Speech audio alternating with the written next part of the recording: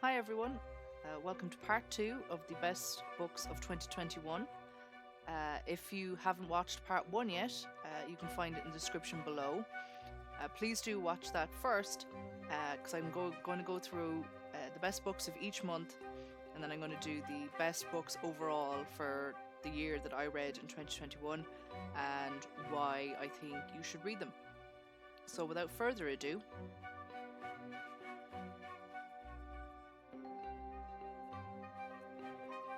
one thing you'll learn about me is that I love a good mystery, especially one that can be seen in both seriously and be hilarious. I absolutely devoured this book, pun intended. Uh, Arsenic and Adobo is a fantastic start to a new mystery series. I love murder mystery and I love food, so I really appreciate the setting. Manansala does a great job of involving you in Filipino, particularly Filipino American culture, without feeling the need to do any hand holding, which nobody should ever have to do. So it was great to read. I could not figure out the whodunit until the very end, but I had so many theories, and I love that in a mystery. I did find Leela and Adina's fight to be a little confusing. I genuinely didn't understand why they weren't speaking for that short while. A brilliant addition with this book is that at the very end of the book, there's recipes that were mentioned throughout the story, and I think that's a masterstroke. I'll be trying out Tita Rose's recipes myself. I've always wanted to try adobo and have more Filipino food, so that was really great.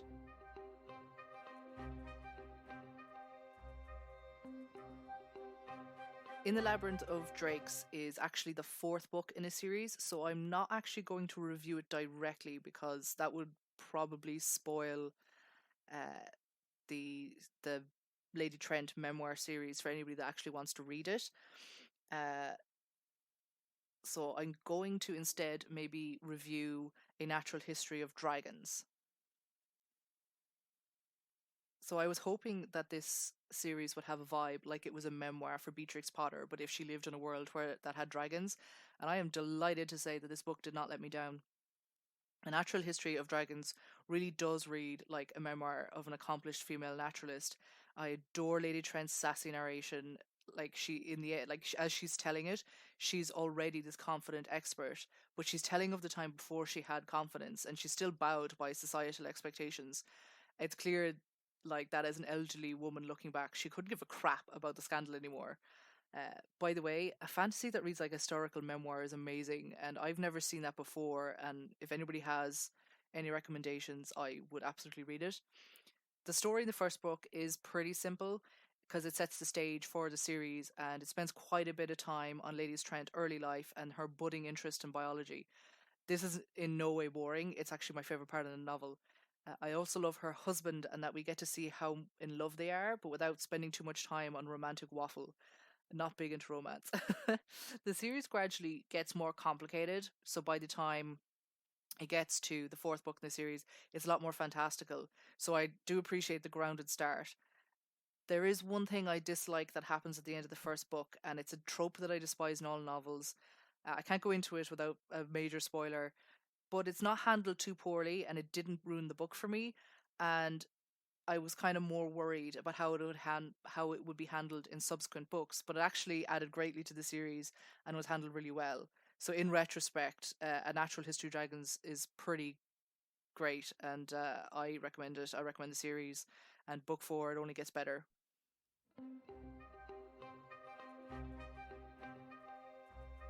Ah yes, Eldritch Gods, Body of Horror, and the Ocean, the perfect marriage. I'm just going to read the top of the blurb because I really like it. The gods of the myriad are as real as the coastlines and currents, and as merciless as the winds and whirlpools. Now the gods are dead, but their remains are stirring beneath the waves. After DNFing actually the audiobook about a year before I reread it, I finally got the physical copy to try. I really didn't like the narrator, and he didn't sound anything like the characters that I had imagined in my head. So I was a bit worried that it would put a damper on my reading and that maybe I actually didn't like it, but I needn't to worry. It's fantastic. It's real, just really, really good. I was not so much drawn in as dragged in by the undersea. The world is fascinating. The characters are sympathetic as well, like most of them are pretty three-dimensional, but it's the gods and the sea that I really, really loved. The gods were just fantastic and terrible. The island setting, it was really, really good. I was fascinated by the religion that was now kind of dead because the gods had died, and how their bodies were going to be used as the bodies were used as materials and for magic and all this. Like, it's really good. I loved the sea kissed, and the author never felt to cure them. So these are people who have been deafened by diving. Um, you often see like a character who's disabled, or at least you used to anyway. A character when they're disabled in some way, it's like they have to be cured by the end. But the author never felt the need to cure this sea kissed. They are different. They almost have their own culture, and they're really respected in this culture. Selfin's relationship with her mother, while it was like really imperfect, it felt real. Jelt was frustrating in the beginning, but then becomes like this great character that you can understand. Um, he's kind of the center of Hark's character growth, and life broke Jelt in a way that it never broke Hark. The one criticism I have for the book is that the characters did not feel like young teens. I kind of only realized when I was in a bookstore like months later that it was actually considered a YA. Like it, I mean, that suppose is its good thing is it doesn't um read like a typical YA or anything like that. But they don't feel like young teens. They don't read like that. I kind of think they should have been aged up.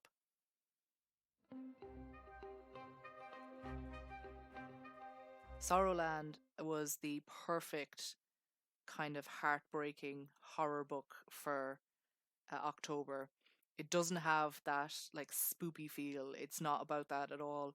It's just, again, it's another kind of body horror, almost eldritch in parts. Horror. It's like I'm still reeling. Like, it's been a few months, and I'm reeling from the beauty of Sarland. I expected to enjoy it, but I don't think I expected it to be so visceral a story. The imagery invoked by River Solomon is powerful and unrestrained. Vern, a hunted woman alone in the woods, gives birth to twins and raises them away from the influences of the world. Uh, Vern is actually a 15-year-old girl forcefully married to a much older man by 14, raped and impregnated. I think it's important to know that before starting the book, as this is somehow one of the least triggering traumas depicted within Sorrowland. This is not a complaint by any means. I just think that maybe uh, that's something the blurb should have mentioned.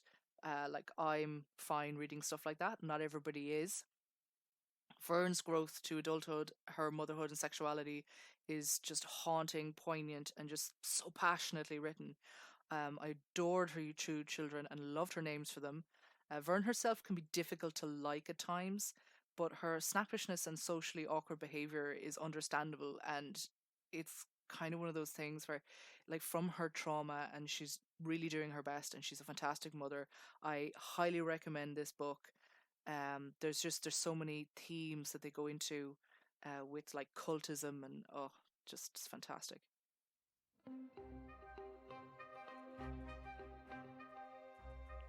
Okay, Cloud on the Cornfield was kind of the best of a mediocre lot. November and December were not great reading months for me. Like, it's not bad. I think I gave it 4 stars.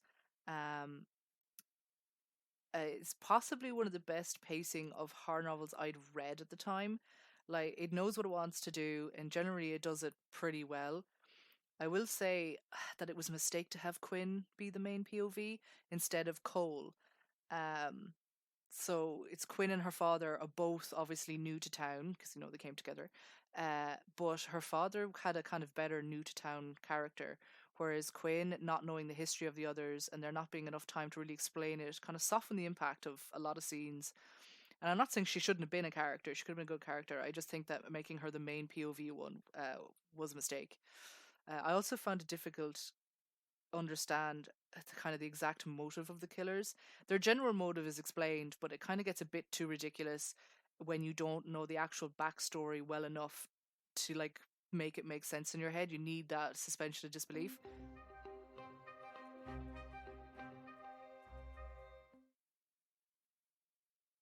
Eleanor Oliphant is completely fine was not what I thought it was going to be at all. Uh, it's still a great read regardless, but the blurb does a horrible job of selling the tone of the book. I could see a lot of people getting really frustrated because they expected like this moderately light-hearted book about a quirky protagonist. This is not that book.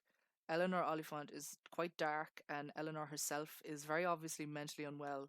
And I felt really uncomfortable at times because it seemed like I was meant to interpret Eleanor as neurodivergent, and like that was the joke, which is like that's the Big Bang Theory shtick. Eleanor's characterization and inner monologue is pretty weak at times, and it like borders on silly instead of amusing or like understandable. She sounded like Frasier if he'd been cryogenically asleep for a few hundred years instead of a 30-year-old woman dealing with trauma in the modern day. It wasn't all weak though, especially towards the 60% mark. After that point, like I really couldn't stop reading. Eleanor's friendship with Raymond is wonderful. I really enjoy positive platonic relationships in media, and I think this one is done particularly well. Raymond and his mom are these just really accepting people who seem to be the only ones that recognize that Eleanor needs help, and for people to just be nice to her and support her instead of laughing at her.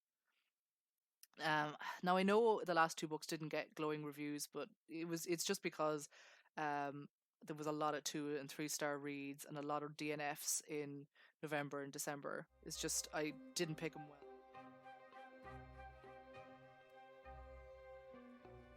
And there we have it.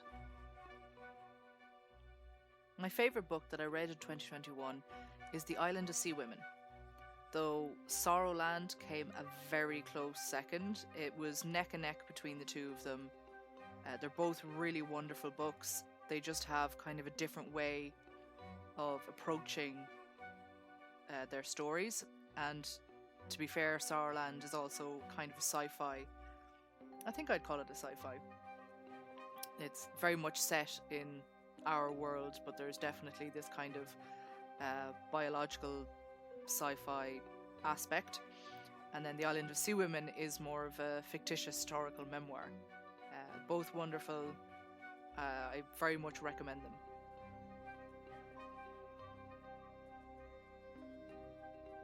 Thank you so much for watching.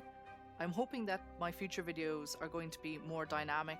I'm going to get some video footage actually in there and really work at the audio quality. I know it's not amazing, but my editing skills are very unpolished. So when I get used to this software, hopefully it'll get a lot better. Thanks so much. Please do like the video or leave a comment. I really appreciate it.